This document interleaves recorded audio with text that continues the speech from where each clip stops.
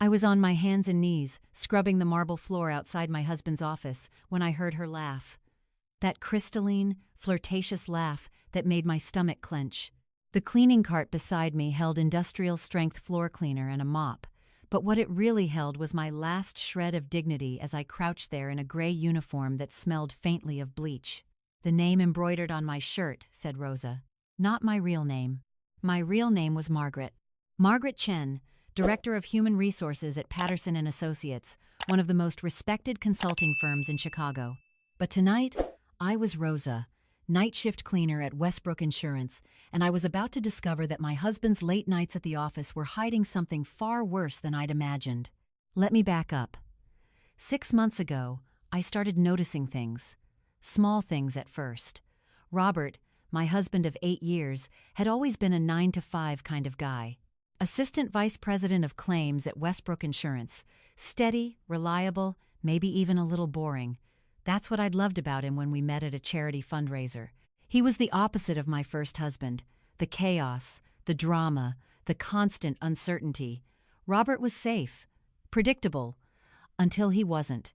It started with the late nights, 1 or 2 a week at first, then 3, then 4. "Big case," he'd say. "Medicare fraud investigation. You know how it is." And I did know. I worked in HR. I understood deadline pressures and project crunches.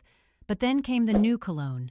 Expensive, musky, nothing like the drugstore brand he'd worn for years. New dress shirts, tailored ones that actually fit his frame. He'd lost 15 pounds without trying, or so he claimed, started going to the gym before work. "Midlife crisis," my sister Linda said when I mentioned it over lunch. "Robert's 46, classic age for it. At least he's not buying a sports car." But my gut told me it was more than that. I'd spent 20 years in HR reading people, spotting inconsistencies in stories, knowing when someone was hiding something. Robert was hiding something. The real alarm bells went off 3 weeks ago. I was doing laundry, emptying his pockets before washing his slacks, when I found the receipt. Valentino's, the most expensive Italian restaurant in downtown Chicago, $247. The date was a Thursday. A Thursday when Robert had texted me saying he was grabbing fast food at his desk because he was swamped. I didn't confront him. Not yet. Instead, I started paying attention. I checked our credit card statements online. Valentino's appeared 3 more times. So did charges at a wine bar, a boutique jewelry store, and a day spa. All on days when Robert claimed to be working late or having lunch with clients. I could have hired a private investigator. That's what a smart person would have done. But I wanted to see it with my own eyes. I needed to know for certain. And maybe, just maybe, I needed to understand how this man I'd shared a bed with for 8 years could look me in the eye every morning and lie so easily. That's when I remembered something. Westbrook Insurance contracted with Summit Cleaning Services for their night janitorial staff. I knew this because I'd once consulted on a harassment case involving a day porter and an executive assistant. Summit was always hiring. High turnover, minimum wage, no benefits.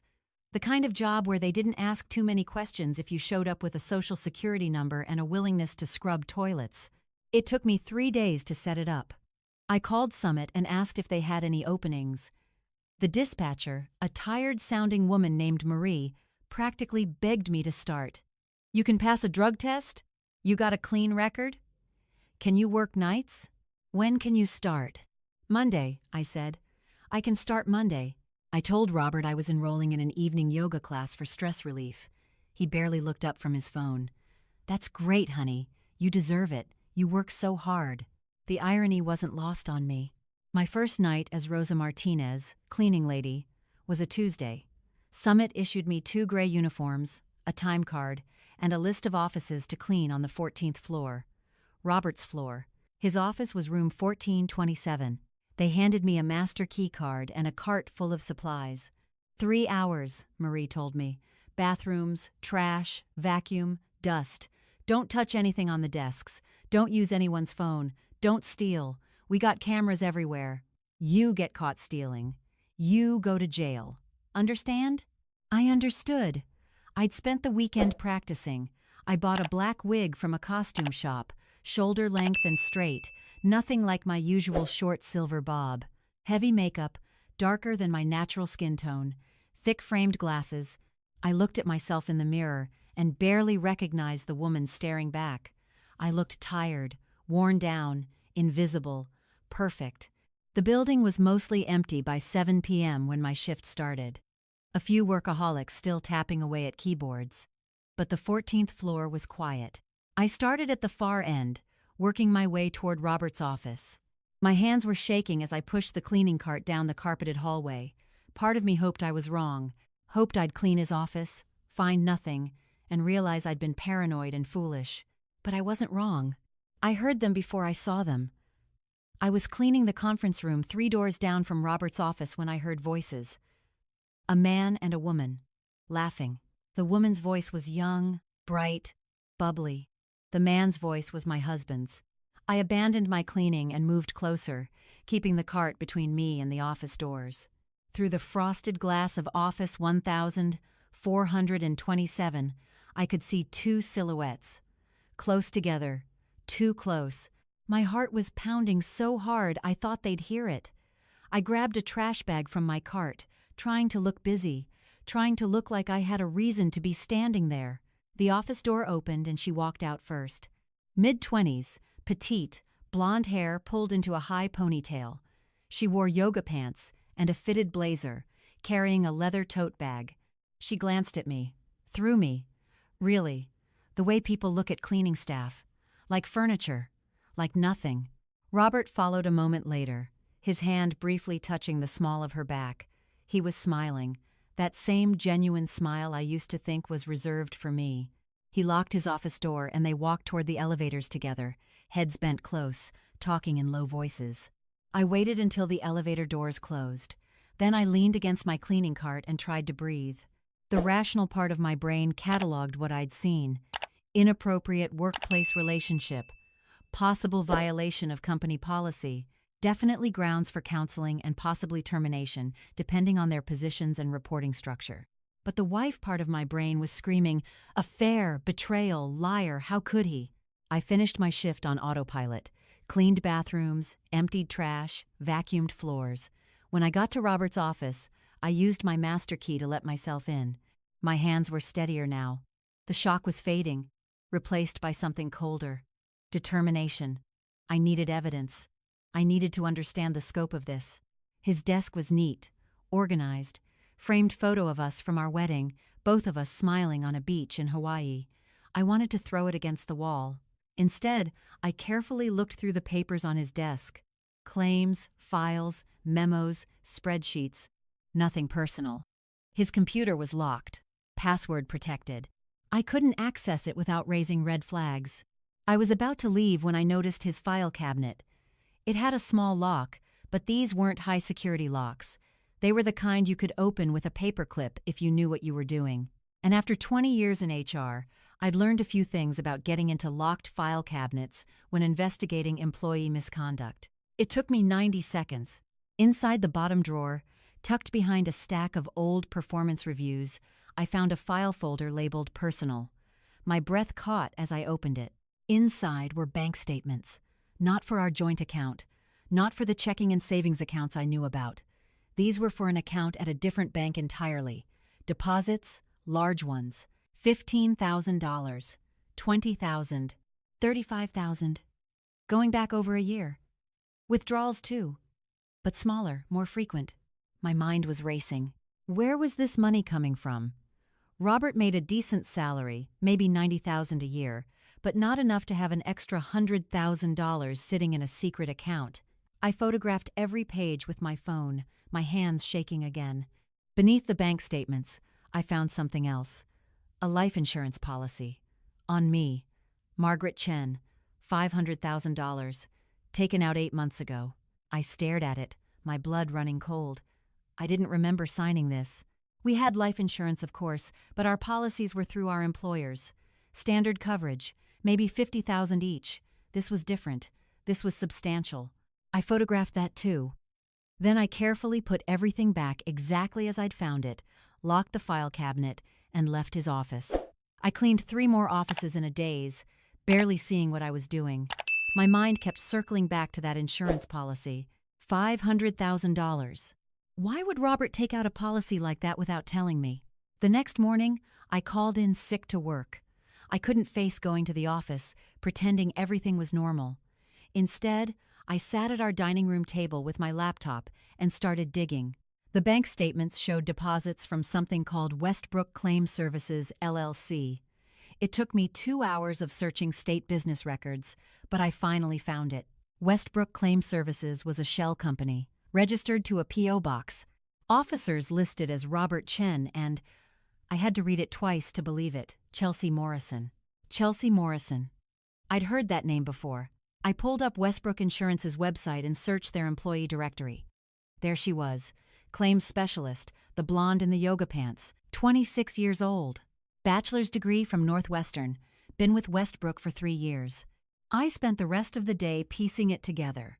Westbrook Claim Services wasn't a legitimate company. It was a front. Robert was approving fraudulent insurance claims, routing the money through the shell company, and splitting it with Chelsea. Medicare fraud, just like he'd told me, except he wasn't investigating it, he was committing it. And the life insurance policy on me? That terrified me more than anything. Was he planning to kill me? Fake an accident? Make it look natural? I was 58 years old, in good health, but accidents happened all the time. Falls, car crashes, house fires. I thought about going to the police right then, but I didn't have enough. The bank statements and insurance policy proved Robert was hiding things, but they didn't prove a crime. Not yet. I needed more. I needed to catch them in the act. I needed to hear them admit what they were doing. So I went back. Tuesday night, Wednesday night, Thursday night. I cleaned offices and listened. I positioned myself near Robert's office during the times I knew he'd be there. I learned their routine. Chelsea would arrive around 7:30, after most people had left. They'd go into his office together, ostensibly to review claims files. Sometimes they'd order dinner. Sometimes they'd leave together around 9 or 10. On Thursday night, I got lucky. I was emptying the trash in the office next to Robert's when I heard them arguing. The walls were thin enough that if I pressed my ear to the connecting wall, I could make out most of the words. "We need to slow down." That was Robert's voice, strained, worried. The last claim was too big. Someone's going to notice. No one's noticed for over a year. Chelsea's voice, defensive. "You're paranoid. The auditors are coming next month. If they find anything, they won't. You cover your tracks perfectly. That's what you always say." "I'm serious, Chelsea. We need to stop. Maybe just for a few months. Let things cool down." There was a pause. Then Chelsea's voice, softer, manipulative. "Is this about her? Your wife? I thought you said you were going to leave her." "I am. After the divorce is final. After." "After what? It's been 8 months, Robert. You keep saying you're going to leave, but you never do. Maybe you don't really want to." "Of course I want to. It's just complicated. The money, the house, her job. If she gets suspicious, then we speed things up." Chelsea's voice was cold now, calculating. "You said yourself you took out that policy. 500,000. That's more than enough to disappear, start fresh. We could go to the Caribbean, get married on a beach. No one would ever find us." My blood turned to ice. They weren't just talking about divorce. They were talking about killing me. "I don't know." Robert sounded uncertain. "That's a big step. If anything goes wrong..." "Nothing will go wrong. You're the claims expert. You know how to make it look like an accident. Happens all the time." Middle-aged woman, slips in the shower, hits her head. Tragic. But these things happen. I'd heard enough. More than enough. I pulled out my phone and checked the recording app. I'd been recording since the moment I heard them start talking. Every word was captured. I left the building that night and drove straight to a 24-hour copy shop. I printed every photograph, every bank statement, every piece of evidence I'd collected. I made 3 copies. One went into a safe deposit box I'd rented that afternoon. One went to my divorce attorney's office in a sealed envelope with instructions not to open unless something happened to me. The third set, I took with me. Friday morning, I called in sick again. Then I called the FBI field office in Chicago and asked to speak to someone in the Financial Crimes Division. It took some convincing, but eventually they agreed to see me that afternoon. Special Agent Marcus Williams listened to my recording 3 times. Then he looked at the bank statements, the insurance policy, the business registration documents. His expression never changed, but his eyes got harder with each piece of evidence. "Mrs. Chen, this is very serious. Insurance fraud, conspiracy, possibly attempted murder.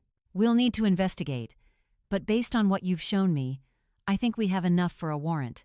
How long will it take? We'll move fast. Can you act normally at home? Not tip him off that we're coming?" I thought about it. Thought about going home and having dinner with Robert, pretending I didn't know he was planning to kill me. "I don't think I can do that." Agent Williams nodded.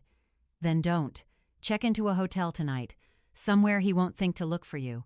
We'll execute the warrants Monday morning. Can you stay away until then?" I stayed at a Holiday Inn near the airport. Paid cash. Didn't use my credit card. Turned off my phone. Robert called 47 times over the weekend, left voicemails that progressed from concerned to angry to panicked. I didn't listen to most of them. Monday morning, the FBI raided Westbrook Insurance at 6 a.m. They arrested Robert at our house, Chelsea at her apartment. By noon, both of them were in federal custody, charged with wire fraud, insurance fraud, conspiracy, and in Robert's case, conspiracy to commit murder. The story made the local news that night. Insurance executive arrested in multi-million-dollar fraud scheme. The company tried to downplay it, but the damage was done. Westbrook's stock price dropped 30% in a week. The divorce was finalized 4 months later. Robert was still in jail, unable to make bail. He signed everything my lawyer put in front of him. I got the house, the car, my retirement accounts, everything. I didn't ask for alimony. I just wanted him out of my life forever. The criminal trial took another 8 months. I had to testify, had to sit in a courtroom and recount every detail of those nights, as Rosa, the cleaning lady.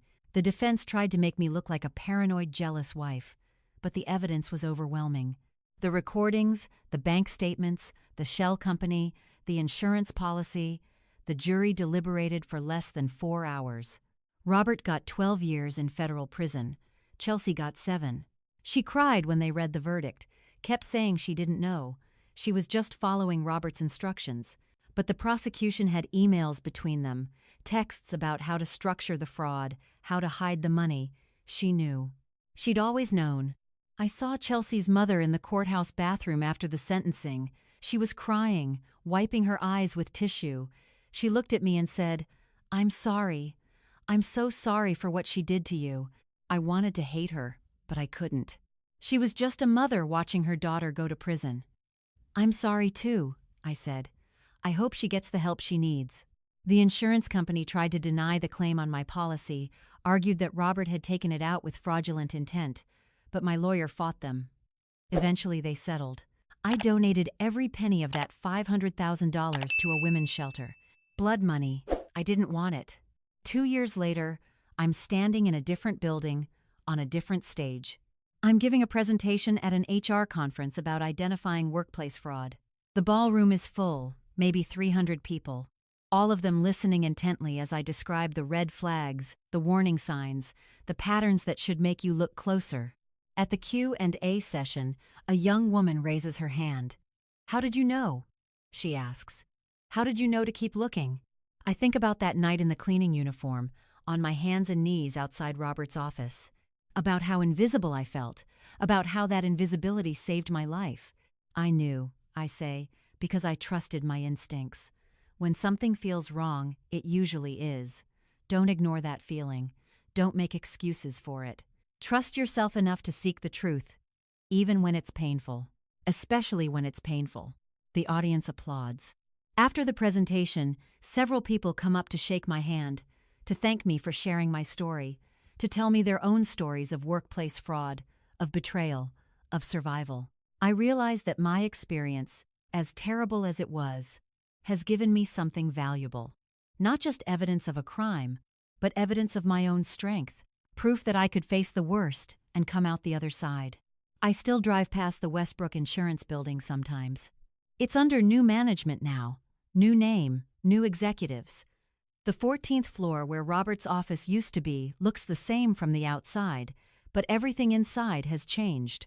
Summit Cleaning Services still does the janitorial work. Sometimes I wonder about the night shift workers, wonder if any of them are doing what I did, using their invisibility to uncover truths that need to be revealed. Robert sent me a letter from prison last year. I didn't open it. I put it in a drawer with the other letters he sent. Maybe someday I'll read them. Maybe I'll burn them. Right now, they're just paper, words from a stranger who used to be my husband, who used to be someone I trusted. I'm 61 now, and when I tell this story, people always ask if I regret going undercover, if I wish I'd just hired that private investigator, done things the normal way. I tell them no. There was something powerful about seeing the truth with my own eyes, about gathering that evidence myself, about taking control instead of being a victim waiting for someone else to save me. It wasn't the smartest move. It definitely wasn't the safest. But it was mine, my decision, my action, my truth.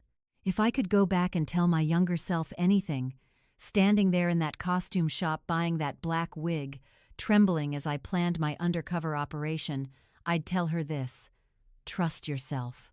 When something feels wrong, investigate. Don't make excuses for people who don't respect you. And never, ever let anyone make you invisible in your own life. Because you're not a supporting character in someone else's story. You're the hero of your own. And sometimes being a hero means putting on a gray uniform, grabbing a mop, and fighting for your life in the most unlikely way possible.